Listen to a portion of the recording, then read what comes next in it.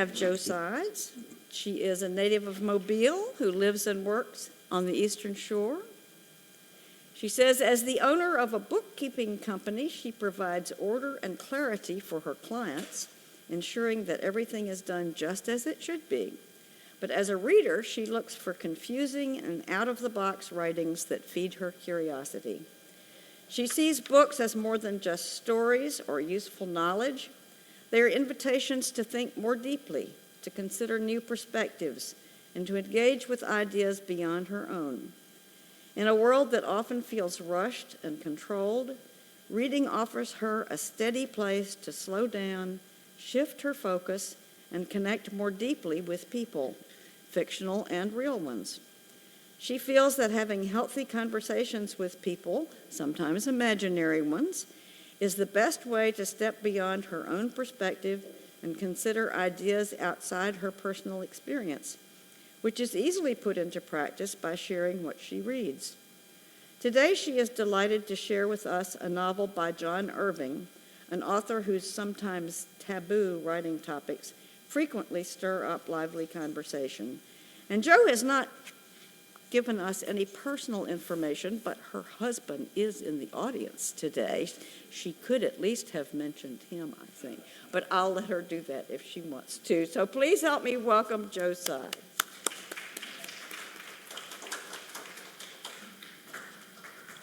Okay, first let's make sure that works. Okay. So yes, my lovely husband is here today, Barry. Say hi, he's the one in the hat. And I also have a son who's off at college, and some of you may recognize my face. I used to help in the back. But now, of course, as you heard, I run a bookkeeping business. So it's been a busy last 4 months for me. So I'm glad this is a nice change from staring at spreadsheets for the last 4 months. So I'm excited today to talk to you about Queen Esther. So I made the choice to do this book before I'd even read it, and before I had even read a summary of it. And having read all of Irving's novels in the past over a long, long period of time, I knew that this one wouldn't disappoint, as the others have not either, although the chairlift was very, very long. It was about twice that size, and that is large print. So little did I know, the book that I kind of haphazardly chose was going to have a great meaning, considering when I actually started reading it. So Queen Esther by John Irving. And so to understand the book, I think it's really important we talk about John Irving and how he writes.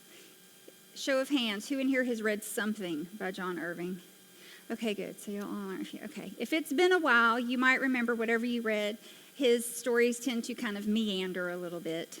And so it's kind of a hurry up and wait situation when you read. But if you know a little bit more about him and what his inspiration is in writing, you'll understand more and you can enjoy his stories more, especially this one. And I'll talk more why that's important. He was born in New Hampshire. He was adopted and raised by his stepfather. That is interesting because a lot of his novels talk about orphans and how their families differ from the traditional family. So this book is no exception. He loved reading and writing very early, high school aged, and he published his first novel at the age of 26, and it was called Setting Free the Bears. He competed in wrestling for 20 years, not the kind we see on television, but the kind that you compete in. And then he coached it for 20 more after that, and he is actually in the Wrestling Hall of Fame, which I find very unique. With some of his wild stories he has in the midst of his novels, it kind of makes you wonder if his things are autobiographical, because you would like to hope someone has that kind of wild life. But he kind of put us writes when he told an interviewee that he was grateful that as a nonfiction writer, he had had a very uneventful life because nothing in his life was sacred when he went to write about it. If you've ever written something based on personal experience, I think you can relate to the tendency we have to kind of hide those very painful parts of our lives and not share them at all. So having that freedom, I think he views it as a way that his imagination can just run wild. And it does that in a lot of his books, a lot of them. So his books have been successful. The World According to Garp was, was his fourth novel, and it won a National Book Award in 1980, just a few years after it went into print. A Prayer for Owen Meany, which was his 7th novel, published in 1989, is published in 37 languages, and it is his best-selling book in 37 languages. And although it was written before Owen Meany, The Cider House Rules is probably one of his most popular storylines. Most of us have seen the movie with a couple of famous actors in it that tells a similar story.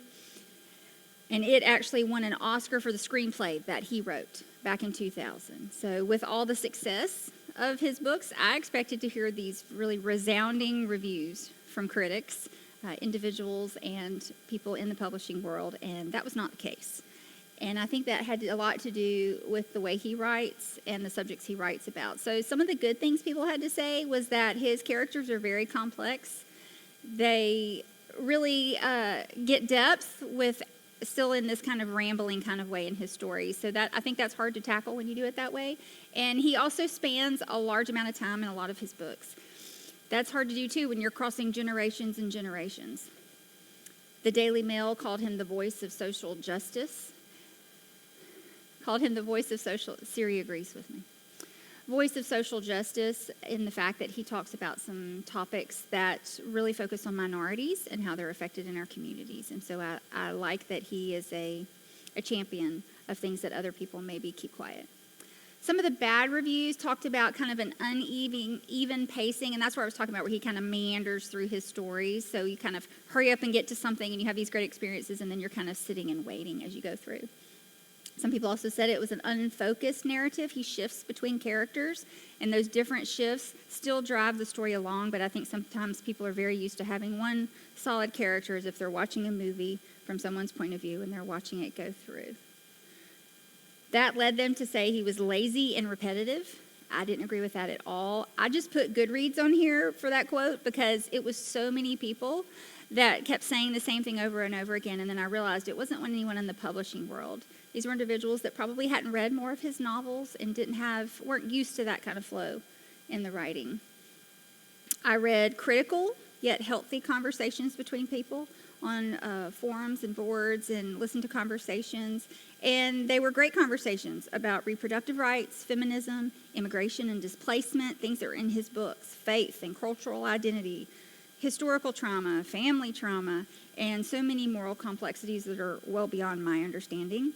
Unfortunately, the conversations often turned to hateful language, disrespectful and personal attacks, and so I simply just passed those up because I really, really enjoyed the book and I thought it was worth reading. If you think he meanders through and seems odd in the way he paces the story, it's probably because of who his influences were. He was influenced a lot by Charles Dickens and Nathaniel Hawthorne. These people wrote David Copperfield, Nicholas Nickleby, Scarlet Letter, House of Seven Gables, and these stories are less about a straightforward plotline. They're more about these winding lives of multiple characters, and you'll see that in this book especially. He has a good sense of humor, though. I watched an interview with him on CBS Sunday Morning, and if he seems good at kind of weaving through multiple people's lives, it's because he knows exactly where he's headed. He starts with the ending of his story every time, and he still writes his first drafts with pen and paper, which I love. And he said that this gives him kind of a slow, methodical way to really work towards that ending he already knows is going to happen. He uses foreshadowing. Sometimes it's blatant what's going to happen, and then sometimes there's a good twist at the end. But he takes his time, and when someone asked him how he makes us fall in love with his characters and how he develops that, I love what he says. He says, I go slow. I take a long time to think up characters that I and my readers can have sympathy for. And then I think of the worst thing that can happen, and I do that to them repeatedly. And he does that repeatedly. So the story of Queen Esther, you will definitely get sympathy for her and a couple of the other characters. He does that well, and he does do a few things bad to them. Hopefully not repeatedly, though. So about the book. On February 28th of this year, my husband and I began to read the book together. We had been listening to the news, listening to the beginnings of the current Iran war, and we wanted a change of pace. We wanted something else, something uplifting. And so we hit the play button on the audiobook in the car, and this was the first line. For we are sold, and I, my people, to be destroyed, to be slain, and to perish. Esther 7:4. At first, it was a comical way to shift, and then I realized beginning a novel about a Jewish girl who eventually becomes part of the Iranian Defense Forces was almost providential. And it was a moment when something very familiar, because I grew up in church reading the Bible, something very familiar became much more significant, and just like that in an instant. So I think listening to it on that particular day, starting to listen to it, really made the story feel less distant, less like something that was confined to a page or to a book or to the past. The story begins with the Winslow family, an educated, middle-class couple who have previously fostered a string of girls from an orphanage. This story kind of starts taking place before World War II, so 1920s, 1930s, that's where we are. They foster these girls, and they add a new teenage girl from an orphanage to their family every time one of their own biological daughters is born. So that family grows exponentially. The girls are taken on as an au pair, as the mother likes to call them. I would refer to them as a nanny. But they supply these girls with love and advanced education that really cements them as part of the family. They're just another daughter. They just happen to be a little older than the biological daughter that's been born when they've come into the house. So the townspeople and the children of the town are well aware that this is the situation with this family, and of course they like to gossip about it. And they're a little judgmental and skeptical of the orphans that come and go, but that does not slow down the Winslows. The Winslows do not care. The last daughter of the Winslows is a bit of a surprise. She's born many years later after the first three, and they once again feel the need to foster and love a new au pair. And so this is where we get to revisit Cider House Rules. We get to go back and see the ether-addicted Dr. Larch and the very, very emotional Nurse Angela, which is on full display when they visit the orphanage to pick up Esther. The whole orphanage, including all of the wailing children upstairs, introduce us to precocious Esther, who at this point is a teenager when they've met her, although she arrived at the orphanage when she was only 3. You learn very quickly that she knows she is Jewish. She has known that from the day she showed up on the steps of the orphanage, and it is her goal in life to learn everything about being Jewish. The parents help her with this. The father is fortunately a professor at a school, and he has connections. There are very well-educated Jewish professors in the school, and so they are able to kind of tell her how it works and expose her to things that she may not have other been exposed for. So for the Winslows, who probably consider themselves agnostic or atheist, open arms welcome in a Jewish girl who is interested in her religion and her heritage. And so it's nice to see that openness in a family that still is so very close-knit, but they are not all the same. They all come from different walks of life. Over the years, we learned of her biological parents' hardships and how she ended up at the orphanage. I will not spoil any of that or the remaining of Esther's story because it is a very interesting one. As the novel continues to unfold after the adoption, the focus of the book kind of shifts from Esther to Jimmy, and Jimmy is her son. Esther comes home from a trip in Europe, gives birth to Jimmy, which it has been planned that she will have a child, and she promptly hands that child over to Honor, the biological daughter that was born, that she was brought in to care for. Now an adult, Esther returns back to Europe, and that's about the last time you really see her on the page. However, you hear her. You hear her in letters. They talk about her in conversation. She is very much present in the novel. And I love that because I didn't feel like the focus shift. I feel like just another person stepped in alongside Esther's story. So you're getting Jimmy, the son's story, with Esther just kind of there all the time along the way. So through Jimmy, the story expands. And through him, we learn all 76 years of Esther's life that's in the book. She's still alive when the book ends, thankfully. A little spoiler there. But when I read the book, I felt like I was just kind of sitting outside the door of the room every time there was a scene in the book.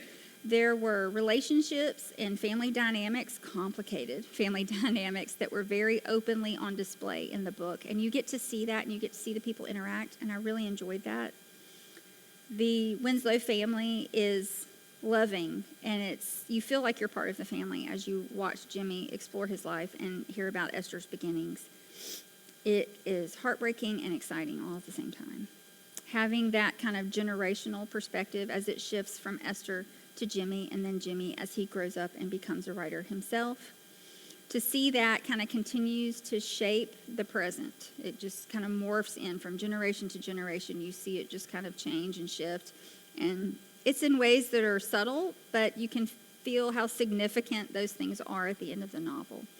And as the focus shifts, the story pulled my thinking in different directions.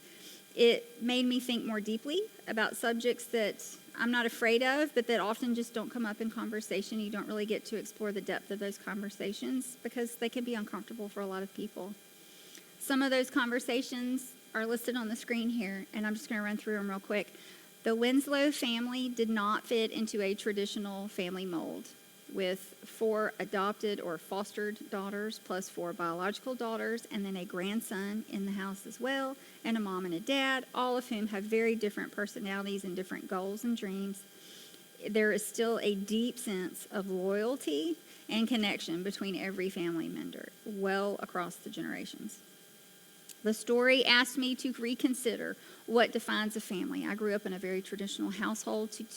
To watch this story unfold with such love between people who are not blood related, did not know each other from birth a lot of times.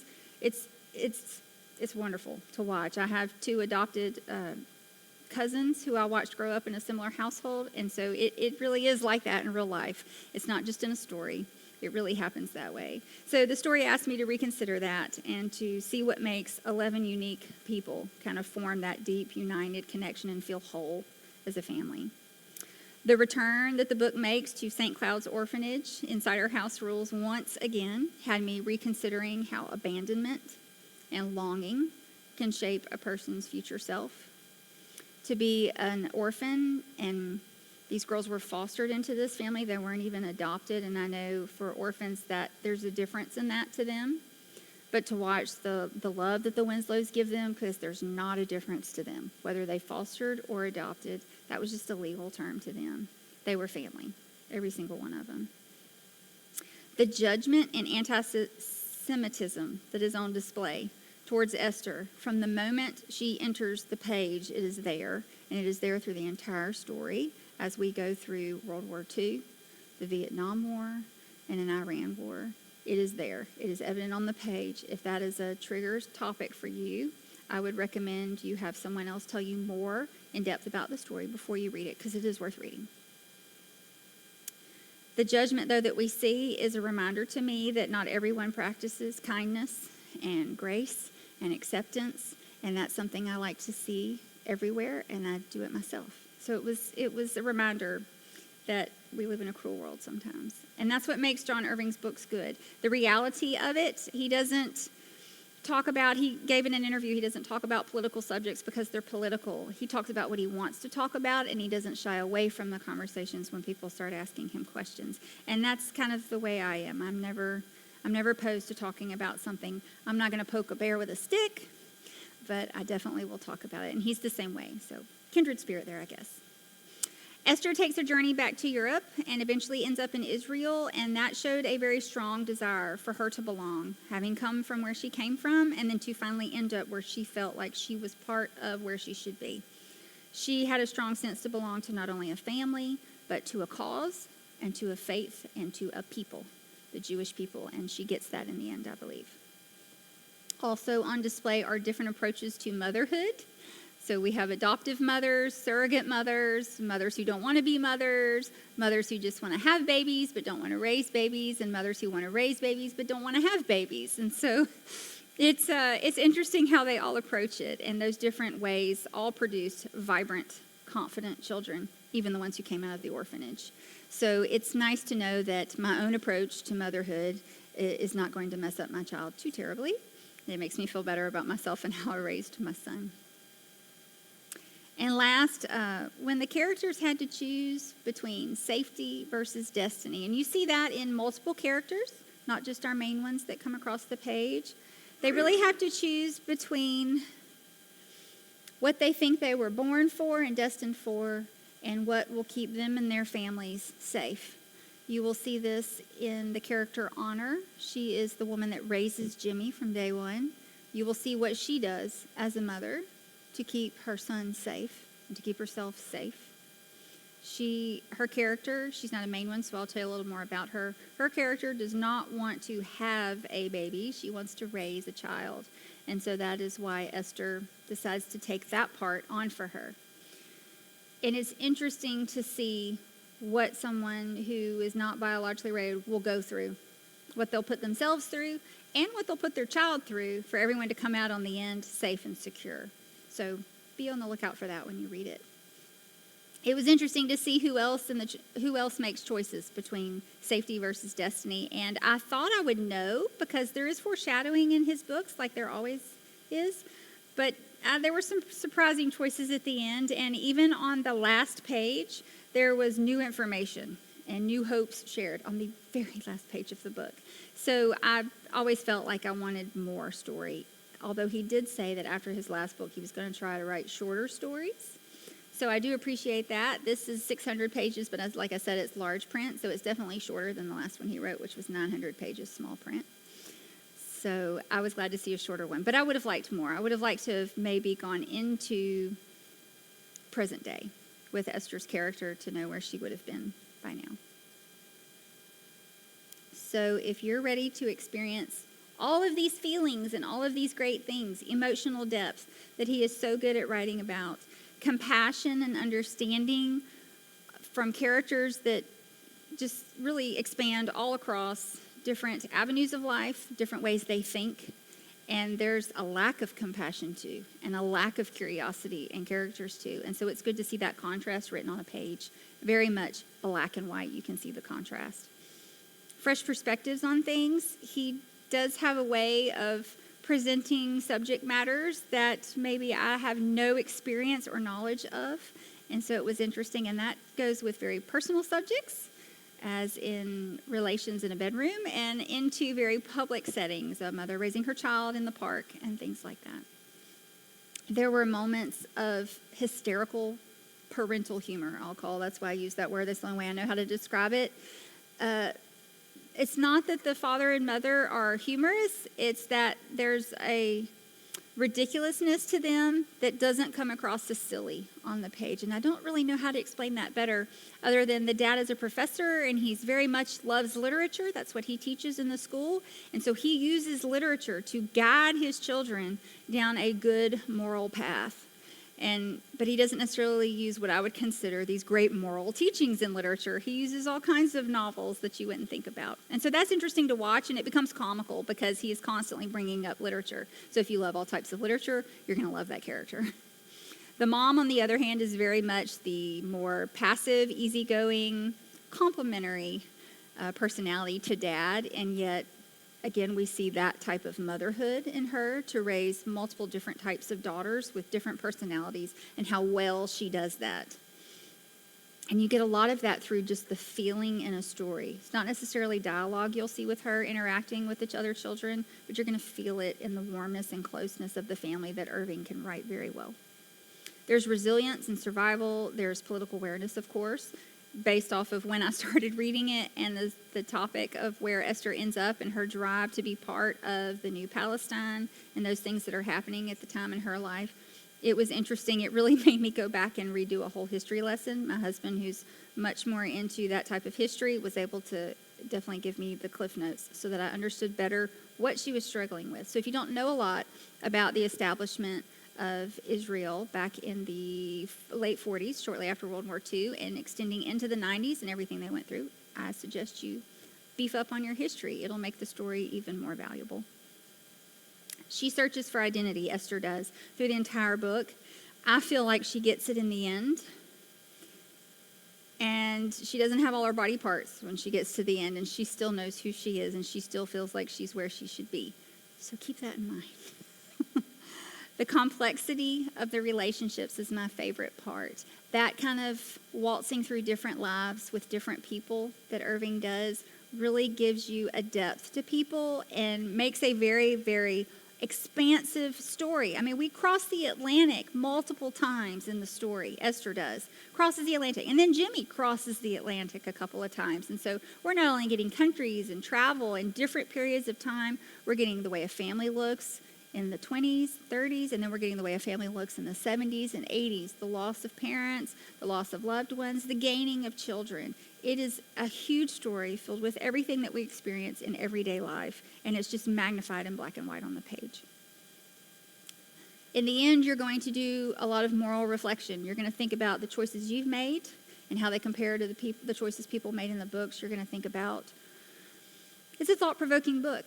It's going to make you feel uncomfortable at times, the subjects that cross the page, and yet I think if you really stop and read what those people are going through and how it affects their lives, and then you look at your life and say, this either doesn't affect me, and so I'm comfortable with how I feel about it, or maybe it's making me feel a little awkward. And that sense of awkwardness is really when you should delve into yourself and figure out if you agree or disagree, or you need to do more research about it. You need to understand. Talk to a friend who's in a similar situation. Find out their personal experience. It's a way to grow. And that is what I love about reading, and that's what I love about sharing with people. So if you're ready to do all of that, it's a lot. I really recommend you do it.